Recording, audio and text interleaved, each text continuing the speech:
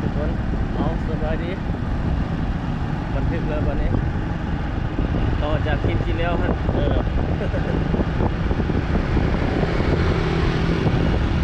ไปเล่นสวนมิตรภาพลาวเวียดนามเนาะไปได้ที่ดินเนี่ยตามทางหลายญี่ปุ่นเข้าตามีญี่ปุ่นเป็นที่ดินเนี่ยก็เป็นญี่ปุ่นนี่เลขเราหวยเราออกเพิ่มด้านนั้นเป็นเจ้าเพชรด้านนั้นขายให้ผู้ขายก็ลงได้ไป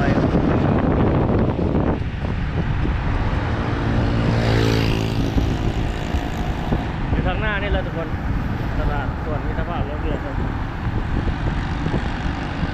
เดี๋ยวพาไปล่อเพิ่นบ่ได้มาล่อโดนเติมแล้วเขามาตั้งแต่ช่วงที่เพิ่นเปิดทำยิดเลย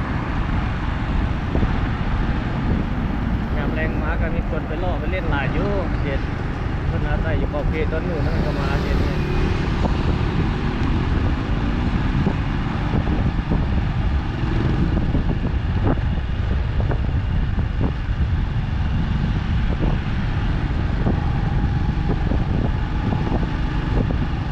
ส่วนมิตรภาพลาวเวียดนามรถจอดหลายคนมาหลายอยู่ได้ฮะแค่นี้เขาเจ้าเฮ็ดตู้วันนี้ใครอยากได้ไปไว้ยาวไว้เงินไว้สวดนั่งดินได้นี่ซุ่มเป็ดซุ่มไก่ก็มีอยู่แถวนี้เขตดงมะขายรถใหญ่จอดเต้นข้างหน้า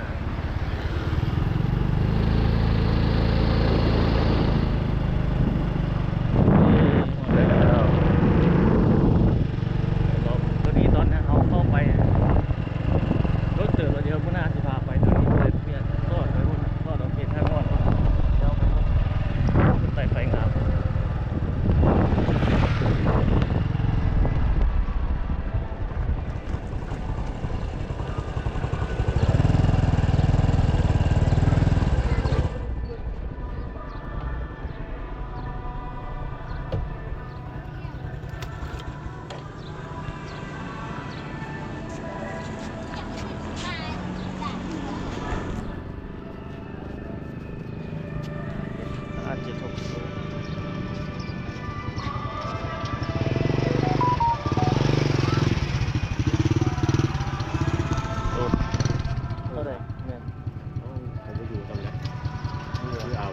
แถวนี้เขาจะขายนั่นหมดเขียนยังก็ได้ซีกอันนี้เขาจะเอา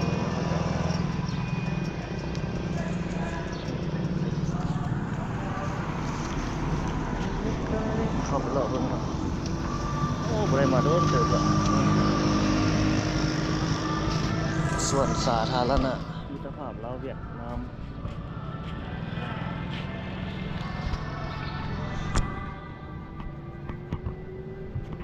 หมดแล้วทุกคนเข้าไปรอบแบบบ่ได้มาโดนเติบโอ้นี่เพิ่นกำลังสกูไหมเพิ่นไต่ไฟนั่นใส่หนองมีอ่างน้ำนะ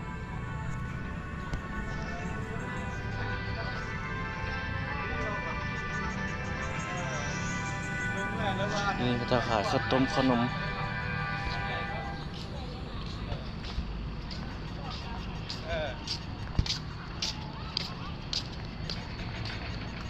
เบื้องถึงมันเป็นย่างโลดได้ก็มีคนมาย่างมาเล่นลายอยู่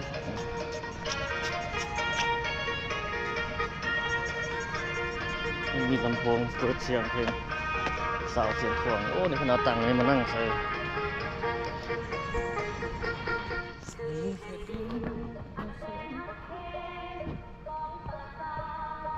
โอ้ทางนั้นมีสวดเด็กๆเลย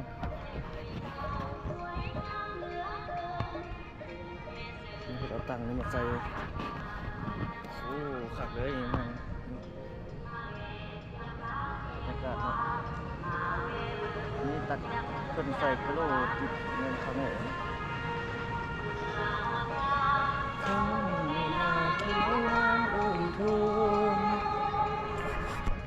ทางเข้าใหญ่จะอยู่ทางนี้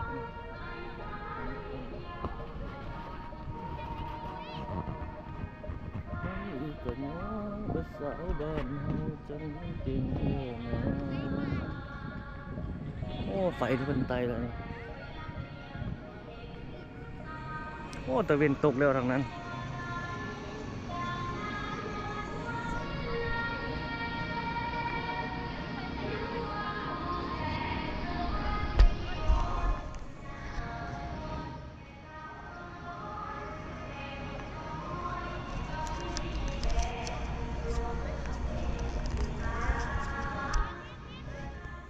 มีรูปปั้น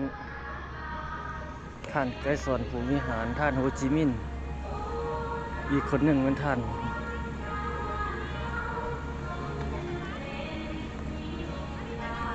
สุภานุวงศ์เนาะถ้าผิดต้องขอโทษเนาะผมขอโทษโอ้เนี่ยผมจะถ่ายรูปไปลงสตอรี่ก่อน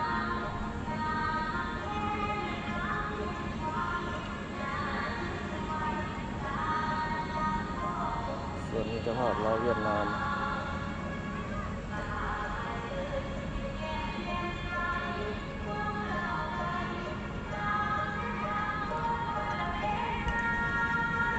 หมุนเลย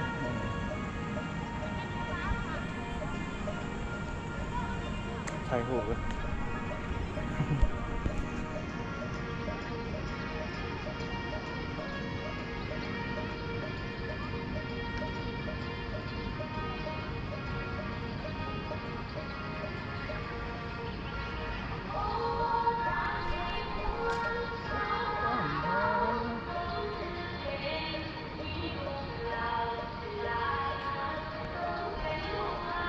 ของประชาชน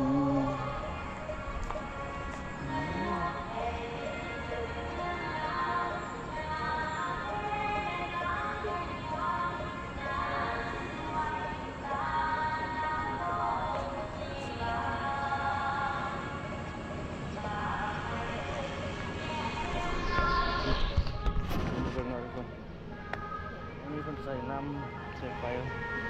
หยิบคนมาเลาะเบิ่งบรรยากาศอันนี้คนจะใส่วิถีชีวิตเนาะเป็นภาพวิถีชีวิตของสาวเวียดนามแล้วก็สาวลาวปนอยู่นี่อยู่ตามผนังนี่นะอันนี้มิตรภาพอันยิ่งใหญ่ความสามัคคีพิเศษลาวเวียดนามลาวยืนยงตลอดกาลเดี๋ยวเอาโทรศัพท์ถ่ายสูบเลย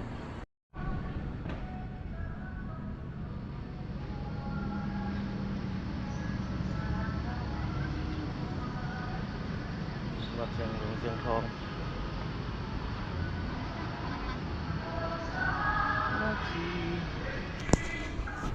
โอ้คนมันย่างหลาย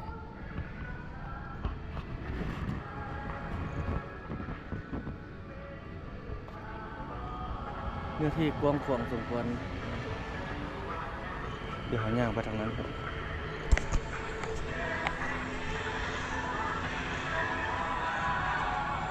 มีบ่อนเด็กน้อยเล่นออกกำลังกายนะนี่มาทางหลังนี่ก็ยังมีคือกันนี่มันเป็นสลักไว้นี่วิถีชีวิตการเคลื่อนไหวปฏิวัติอันนี่ผม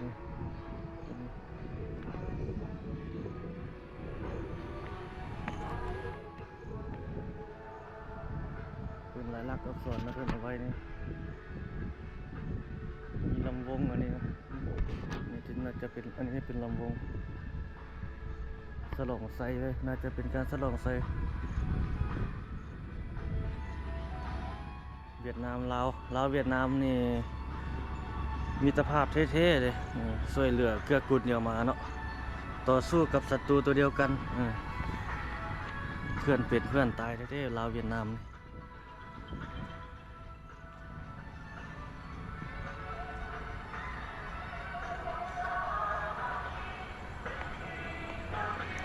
กว้างเนื้อที่ย่างเกี่ยวอ้อมไปบนไดสบายเป็นทาง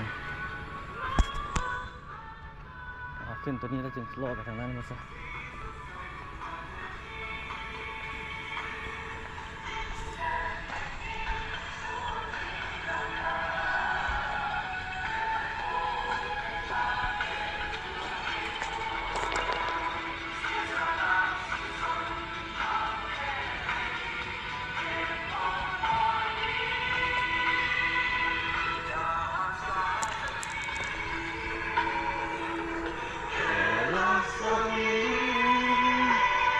ลำโพงนี่เนาะเอาใส่โอ้ยเป็นทางยากเลยนะจุดโอ้คนหลายด้วยนะครับมีทางเด็กน้อยผู้ใหญ่มีครบเลยอันนี้คนมีบอลเล่นแบบนี้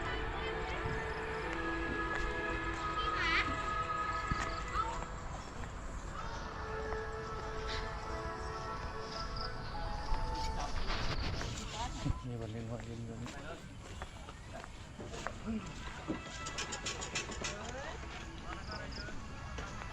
เนี่ยอังโลบุกบรรยากาศสดหัวได้เพิ่นไต่ไฟใส่แบบนี้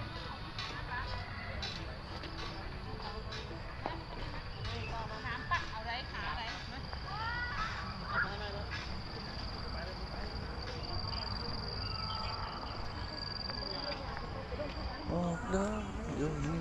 นี่เป็นบอลลินออกกำลังกาย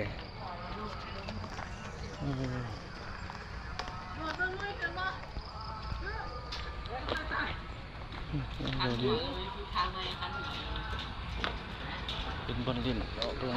งกายนี่เป็นตูบไม้เป็นให้ใส่เป็นไม้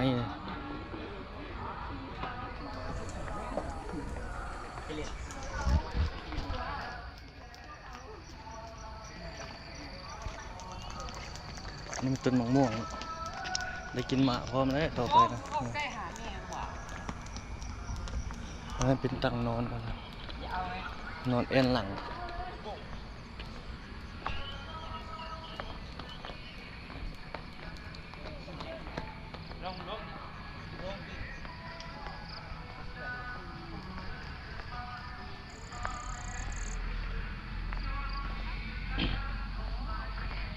ตัวใดมันตายเพิ่นก้นเนาะนี่ปลูกไม้เนาะ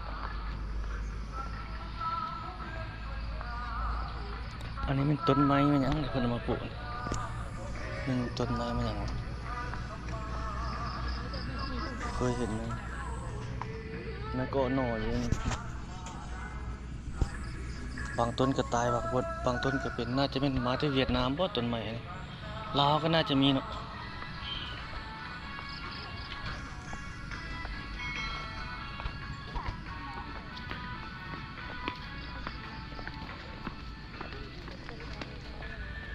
มีบนเด็กน้อยเล่นผู้ใหญ่มีครบอย่างโลกมืดไปทางไปห้อมไป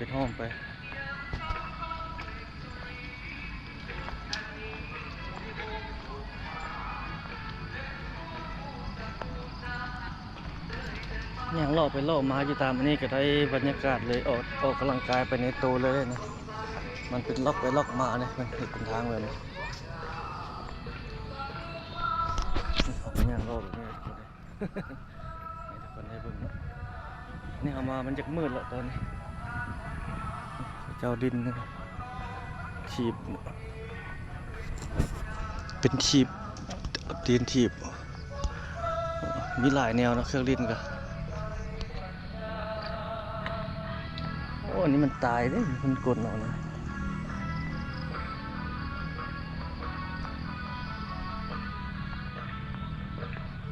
อันนั้นน่าจะเป็นห้องน้ำแต่เพิ่นบ่ได้เปิดตู้เขียวๆอยู่แจ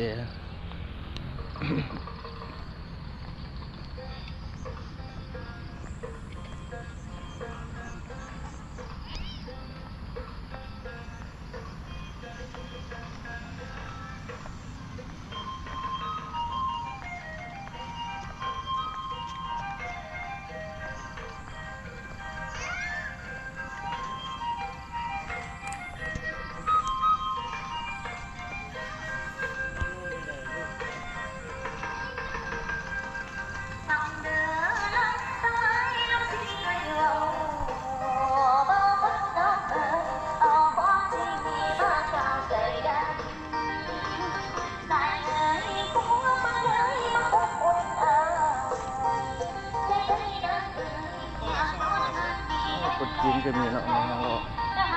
แต่เจ้าน่าจะอยู่ใกล้เขตนี้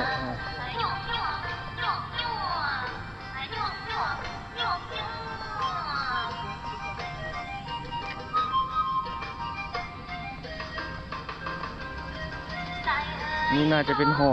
ผลิตภัณฑ์มันอย่างเพิ่นเอาประวัติไว้นี่นี่เบิ่งเป็นห่อสมุดมันอย่างประมาณนี้ครับคลิปนี้ประมาณนี้ซะเนาะทุกคนเนาะขอบใจทุกท่านที่เข้ารับชมทุกคนเอาไว้พบกันในคลิปถัดไปเนาะคลิปนี้มาพามาเล่าเบิ่งกันจะประมาณนี้แหละ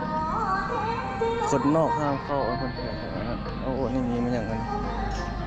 ขายน้ำแข็งใส่โอ้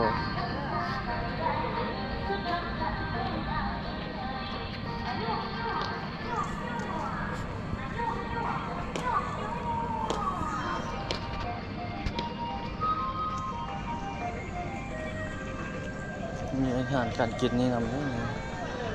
น้ำมีอย่างน้ำอันนี้ขายยำจีน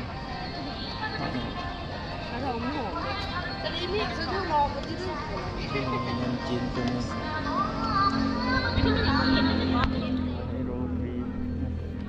ขนมเหรียญมาเบิ่งบอลลงน้ำด้วยกันสักเป็นอย่างปิ้งว่ะ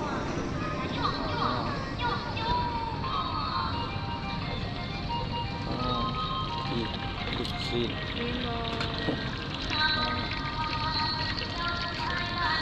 ลูกซีน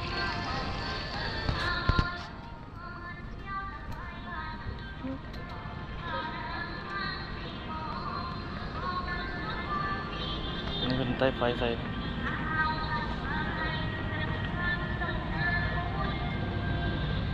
เอาสิปิดแล้วเนาะสิพามาเบิ่งด้านหน้าทางนี้สัก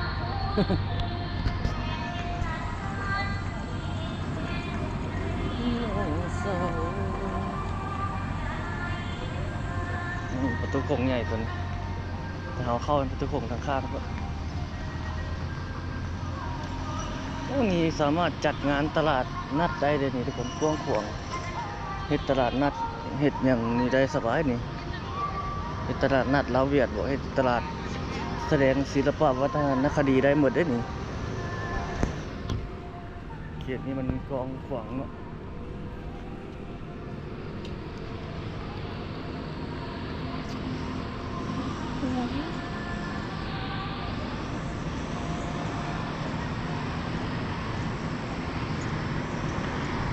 ตอนนี้รถใหญ่ก็น่าจะได้ฝากอยู่กันนี่ลงไปนี่ไปทางข้างนอกครับนี่ไปมาทางรถหนุน